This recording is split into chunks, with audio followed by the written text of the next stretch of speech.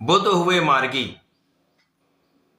नौ ग्रहों में युवराज बुध 7 अप्रैल को अपनी वर्तमान वक्री अवस्था को छोड़कर मार्गी अवस्था में आ जाएंगे, अर्थात ये एक राशि आगे की ओर गमन करना प्रारंभ कर लेंगे। प्रिय दर्शकों, वक्री अवस्था एक ऐसी अवस्था जब ग्रह अपने एक राशि पीछे की ओर गमन करना प्रारंभ कर लेता है तथा उसकी गति अत्यंत मंद हो जाती है, जिसके कारण कुछ अच्छे परिणाम प्राप्त होते हैं तथा कहीं पर कुछ नकारात्मक स्थिति भी बनती है। अब वर्तमान समय में बुध मीन राशि में गोचर कर रहे हैं, जहां पर ये नीच राशि में है। यद्यपि यहां पर इनका नीच भंग है, परंतु यहां पर राहु के प्रभाव में होने के कारण, राहु के साथ अत्यधिक निकट होने के कारण ये अपना संपूर्ण सकारात्मक परिणाम नहीं दे पा रहे थे, जिसके कारण समस्या आ रही थी। अब जब ये मार्गी होंगे तो निश्चित रूप से समस्त राशि के जातकों के लिए सकारात्मक स्थिति बनेगी, जो विभिन्न राशियों के लिए अलग अलग स्थानों में होकर अलग अलग परिणामों की प्राप्ति कराने वाला होगा। जय श्री गणेश। नमस्कार, मैं आचार्य संजय द्विवेदी। मेरे समस्त प्रबुद्ध दर्शकों का मेरे चैनल पे हार्दिक स्वागत है। प्रिय दर्शकों, आज मैं मेष राशि के लिए बुध के इस मार्गी काल का किस प्रकार का प्रभाव प्राप्त होने वाला है, इस समय में आपको कितने लाभ मिल सकते हैं, इस समय में किन किन भाव की प्रबलता आपको प्राप्त होगी तथा कहीं पर कोई अवरोध या समस्या है तो उसका क्या निराकरण है, संपूर्ण विश्लेषण मैं पूर्ण तर्क के साथ करने जा रहा हूं। प्रिय दर्शकों, इस राशिफल को आप अपने लग्न तथा राशि दोनों के अनुसार देख सकते हैं। प्रिय दर्शकों, कुछ स्वास्थ्य समस्या के कारण, गले में कुछ इन्फेक्शन के कारण कुछ समस्या अवश्य हो सकती है, अतः इस समय पूर्ण रूप से आप हमको कोऑपरेट करें, सपोर्ट करें। मेष राशि के लिए बुध आपके पराक्रमेश है तथा षष्ठम भाव के स्वामी है। पराक्रमेश तथा षष्ठेश का गोचर वर्तमान समय में द्वादश भाव में चल रहा है। अब द्वादश भाव एक त्रिक भाव है। 6वां, 8वां, 12वां भाव त्रिक भाव कहलाता है, जहां पर समस्त ग्रहों का प्रभाव निर्बल हो जाता है, क्योंकि ये डिप्रिशिएट करता है। क्षय का भाव है, व्यय का भाव है। तो जिस जिस भाव के स्वामी वो ग्रह होंगे, जिस जिस कार्यकत्व के वो ग्रह होंगे, उन कार्यकत्व का क्षय होगा तथा जिन भाव के स्वामी उन भाव का क्षय होता है। अब बुध तो वैसे भी बड़े सेंसिटिव प्लेनेट हैं, त्वरित संपूर्ण प्रभाव प्रदान करने वाले ग्रह हैं, क्विक रिस्पॉन्स प्लेनेट इसीलिए इनको कहते हैं। तथा ये एक ऐसे एकमात्र ग्रह हैं जिनके बिना इस संपूर्ण जगत में कोई कार्य क्षेत्र संभव ही नहीं, क्योंकि बुध वाणी के कारक हैं, बुद्धि के कारक हैं। जितना भी व्यापार है बुध के कार्यकत्व में आता है, कैलकुलेशन गणनाएं बुध के कार्यकत्व में आती है, मैथ बुध के कार्यकत्व में आता है, कला जगत का जितना भी कार्य है बुध के कार्यकत्व में आता है। तो जहां पर वाणी है, जहां पर बुद्धि है, जहां पर ज्ञान है, जहां पर शिक्षा है, वहां पर बुध है, जहां पर व्यापार है वहां पर बुध है। तो बुध के बिना तो कोई कार्य क्षेत्र संभव ही नहीं। वर्तमान समय जो स्थिति बन रही है इस समय, वो राहु 2 डिग्री पर गोचर कर रहे हैं, बुध यहां पर 4 डिग्री पर गोचर कर रहे हैं, जिसके कारण ये अत्यधिक निकट है। जब राहु बुध के अत्यधिक निकट होते हैं तो इन पर जड़ दोष का प्रभाव होता है। तो इनके जितने भी कार्यकत्व के भाव हैं तथा कार्यकत्व है वो जड़ हो जाता है। जड़ का अर्थ है स्थिर हो जाता है। तो किसी प्रकार का कोई ग्रोथ नहीं होता, किसी प्रकार के मूवमेंट जो होते हैं आपके करियर में, आपके व्यापारिक क्षेत्र में, आपके प्रोफेशन में, आपके नौकरी के भाव में एक जो सकारात्मक मूवमेंट होता है वो मोमेंटम रुक जाता है। तो ये समस्या चल रही है। अब जब ये मार्गी हो जाएंगे तो यहां पर इनका गमन लग्न की ओर हो जाएगा।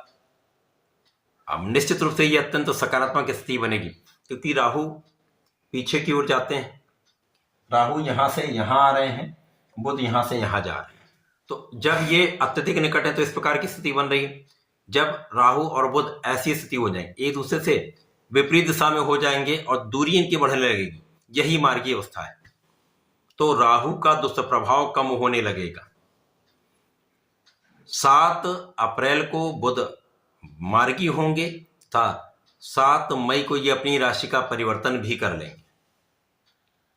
आज मैं मार्गी काल का संपूर्ण विश्लेषण कर रहा हूं। राशि परिवर्तन का विश्लेषण अगले वीडियो में करेंगे। अब जब बुध मार्गी हो जाएंगे तो इनका बल बढ़ने लगेगा, क्योंकि बुध क्विक रिस्पॉन्स है। जैसे इनको जड़ दोष से मुक्ति मिलेगी, ये अपना संपूर्ण प्रभाव देने लगेंगे। तो इस समय नीच भंग राजयोग में है तथा यहाँ पर शुक्र के साथ लक्ष्मी योग में है।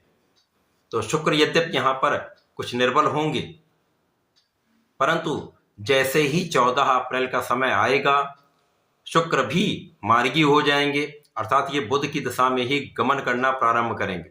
तो बुध शुक्र अत्यधिक निकट आने लगेंगे, जिसके कारण महालक्ष्मी योग का आपको लाभ मिलेगा। अब ये महालक्ष्मी योग आपके 12वें भाव में बन रहा है। 12वां भाव जो व्यय का भाव है, परंतु यहाँ पर कुछ विशेष लाभ भी मिलेंगे। जैसे शुक्र को कार्यकत्व प्राप्त है, बुध यहाँ पे विपरीत राजयोग में भी होंगे, जिसके कारण विपरीत परिस्थितियों में भी आपको धन का लाभ मिलेगा। विदेश से धन का लाभ मिलेगा। विदेश व्यापार से, विदेश में रहकर यदि कुछ कार्य करते हैं अथवा विदेश सेवाओं में हैं, तो एक बड़ा लाभ यहाँ पर आपको प्राप्त होने लगेगा। यद्यपि प्रारंभिक समय में स्थिति कुछ धीमी होगी, परंतु जैसे ही 14 अप्रैल आएगा उसके बाद की स्थिति आपके लिए अत्यंत सकारात्मक होनी प्रारंभ हो जाएगी। तो धन का भी लाभ मिलेगा, जीवन साथी से सहयोग भी मिलेगा, जीवन साथी के साथ प्रेम में वृद्धि भी होगी, आपको सैया सुख भी प्राप्त होगा तथा यहाँ पर आपके व्यय में जो अनियमितता आ रही थी वो नियंत्रित तो हो जाएगा। आपकी यात्राएं यहाँ पर लाभान्वित करने वाली हो जाएंगी।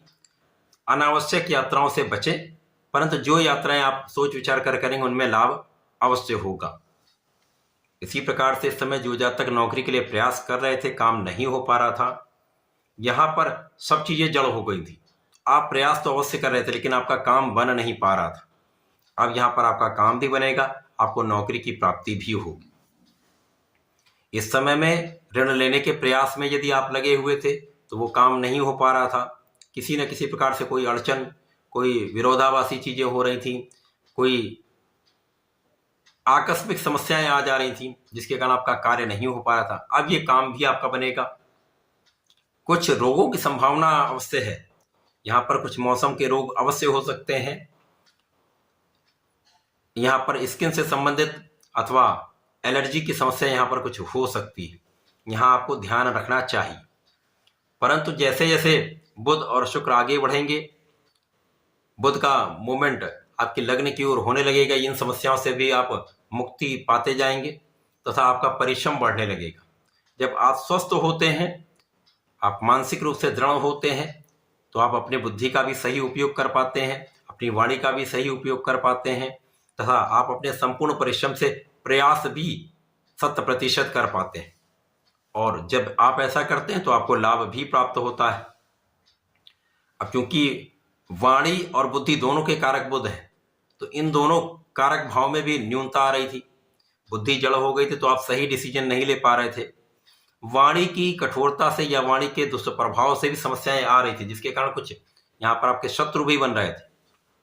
परंतु अब इन समस्याओं से आप मुक्ति पाएंगे। बुध का ये मार्गी काल आपके लिए अत्यंत विशेष फलदायी होने वाला है, जो आपके बल को बढ़ाने वाला होगा, आपकी क्षमता को बढ़ाने वाला होगा तथा लग्नेश मंगल के साथ इनका नवम पंचम का संबंध विशेष रूप से आपके धन को बढ़ाकर तथा आपके लाभ को बढ़ाकर आपके सुखों में वृद्धि करने वाला होगा, सुख साधन बढ़ाने वाला होगा। तो ये समय आपके लिए अनुकूल हो रहा है। इस पूरे समय में आपको गणपति जी की आराधना करनी चाहिए।